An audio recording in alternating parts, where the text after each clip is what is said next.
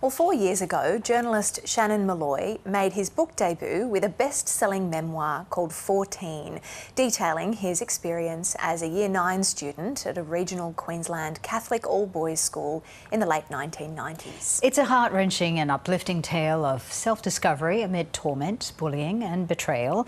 It's since been adapted for the stage by the Shake and Stir Theatre Company, which is now set for a national tour.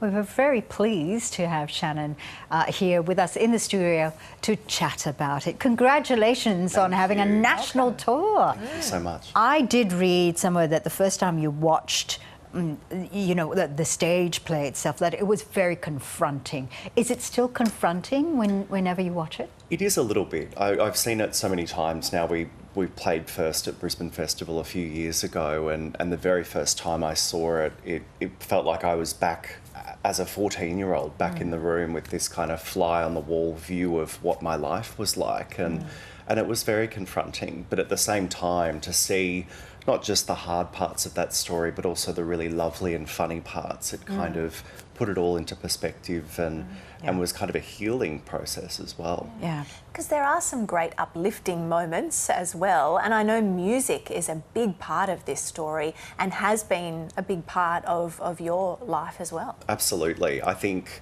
that period of time, the late 90s, there were so many great uplifting pop songs, and when I had a really horrible day or felt really down, I'd listen to these incredible songs that kind of lifted me and gave me a bit of a boost on a horrible day. So for those of us who haven't read the book or don't know what the stage play is about, it basically details the challenges you faced growing up in regional Queensland. Yeah, so it's a year in my life as a 14-year-old going to an all-boys NRL mad Catholic school where being gay was probably the worst thing you could be.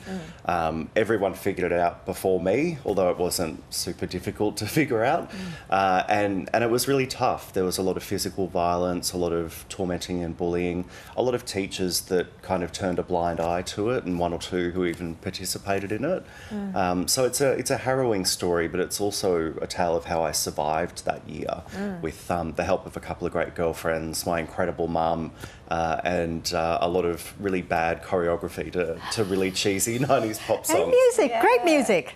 Great music. I was wondering who you hope to be in the audience to see this stage play. Obviously there's sort of the target audience, but who do you think really needs to, or you would like to really see this play?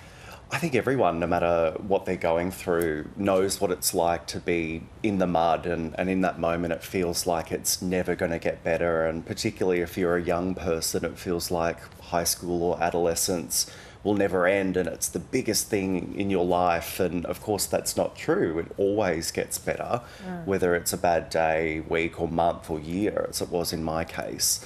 It always gets better, and the sun always follows the darkest night. So I think the story has reach with so many people, whether you grew up in a suffocating small town or you had a horrible high school experience or you're a single mum just struggling to keep it together like mine did, or whether you like an inspirational story and you're after something a little bit inspiring in a world like we have now, which often doesn't have many examples of that. So we're seeing so many people from different backgrounds come through, hearing from, over the past few days, young people that have come to see it and see parts of themselves, hearing from parents and friends who love the story as well. So yeah, it's a universal story, I think. And Connor Leach plays the starring role, plays you, of course. What does he bring to the role? He brings so much heart and so much warmth and just encapsulates my story brilliantly. It's like watching me on stage, which is very surreal, although I have to say he has better hair than I did, and he's a better dancer than I ever was as well.